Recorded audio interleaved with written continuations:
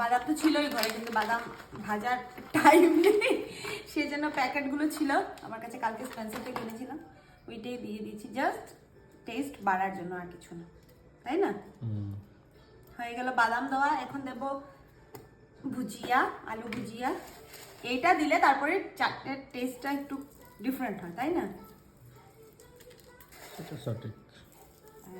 শুধু দেওয়া হয়নি কাঁচা লঙ্কা, বিকজ কাঁচা লঙ্কা দেবো না, এমনি একটু একটু ঝাল আছে ঘুগনিটা, আর আমাদের বুটুলো তো খাবে আমাদের থেকে, সেজন্য লঙ্কা দিচ্ছি না। এখন এট লাস্ট দেবো হচ্ছে কি বলে এটাকে, ব্ল্যাক সল্ট। ব্ল্যাক সল্ট একটু একটু দিচ্ছি, লাগলে পরে নিয়ে নেবে, বুঝলে?